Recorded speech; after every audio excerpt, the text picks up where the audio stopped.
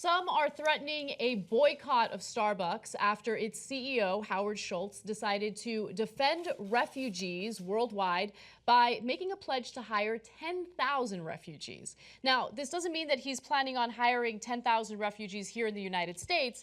In fact, Starbucks operates in about 75 different countries. So he was clear, hey, you know what? We want to look out for these individuals and offer them jobs in several of our stores throughout several of these countries. In fact, he wrote a letter to his employees saying the following: "We are living in an unprecedented time, one in which we are witness to the conscience of our country and the promise of the American dream being called into question." So again, that was part of his pledge, and I think it's a pretty strong statement, especially at a time when politics has become so polarized and this is a very divisive issue. Now, some of the naysayers said that they're going to boycott Starbucks as a result of this pledge. Let me give you a few examples. One person writes, "Starbucks, why don't you hire the vets instead of refugees who might really ruin your business? Hashtag boycott Starbucks," which, by the way, that hashtag was trending on Twitter as a result of this story. And it turns out that Starbucks did make a pledge to hire vets. In fact, right now they're actually in the middle of a pledge to hire 10,000 vets. They've already hired about 8,000 of them. Okay. So, hey, a right-winger who didn't bother to check the facts. That's got to be news. But to be fair to them, they were up all night trying to promote this hashtag. They went to Starbucks, got some coffee, so they could. Your boycotts are enormously useless. You won't affect Starbucks one drop. Actually, based on stock prices, Starbucks is doing great today. So just putting that out there. Hey, free market. You believe in the free market, right? Well, the market has spoken, and they apparently like Starbucks' plan and think you're a joke, which is exactly what you are. So, look, to be fair, not a lot of boycotts work, period, liberal or conservative. But I've literally never seen, in over 20 years of covering politics, a conservative boycott work. Work meaning it has significantly impacted their bottom line and gotten them to reconsider, right? So now some of the boycotts of Rush Limbaugh, Glenn Beck did work.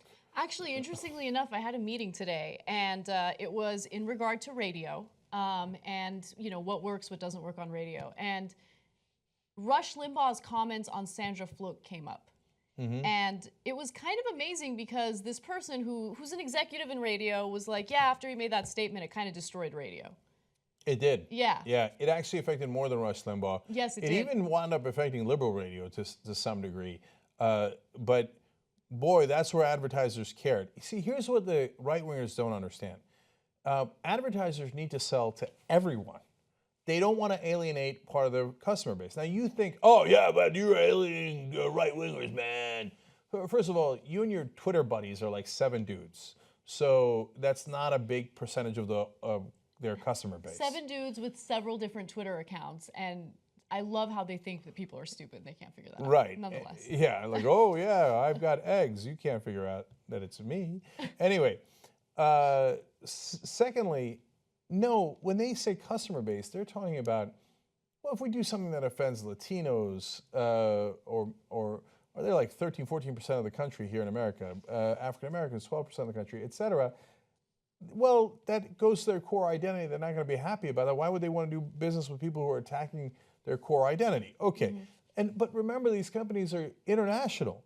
So if you attack Muslims and there's 1.6 billion customers in the world who are Muslims, guess what you're going to lose? You're going to lose the capitalist companies that are trying to sell stuff to those 1.6 billion Muslims. And by the way, I just find it so interesting that again, the same people that are like, "Oh yeah, down with political correctness, man. I'm so tired of people getting offended." You get offended because a private business decides that they want to help out refugees. By the way, why do we mix up refugees with terrorists, right? These are people who are fleeing terrorism because their own family members are getting murdered and slaughtered, right? So they're trying to leave and flee to a safe place, okay? Most of these people are actually women and children as well. The refugees that fled from the Nazis were not Nazis. They were the exact opposite. I know, but we've dismantled education and critical thinking so effectively here in the United States that all of these dimwits don't understand nuance and can't differentiate between two different groups of people. But nonetheless, that's a completely different story.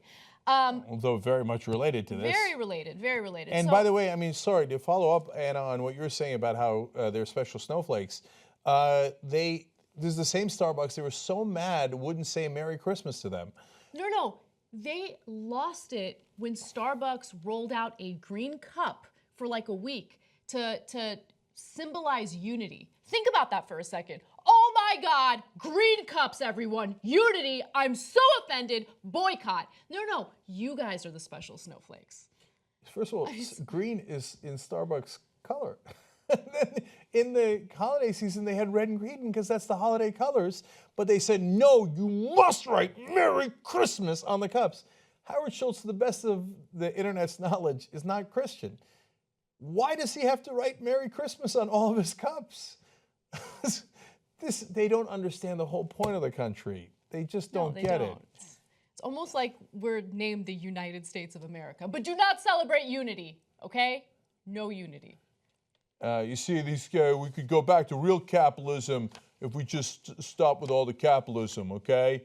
And, Ben, if we just banned all the Syrian immigrants in this country, we wouldn't have Apple. But still, you know what I'm saying. Of course, Steve Jobs' dad, a Muslim immigrant from Syria. Oops. If you like some of the political stories we do on the show, you're going to love Aggressive Progressive. Get that show just for members at tytnetwork.com/join. That was a good one.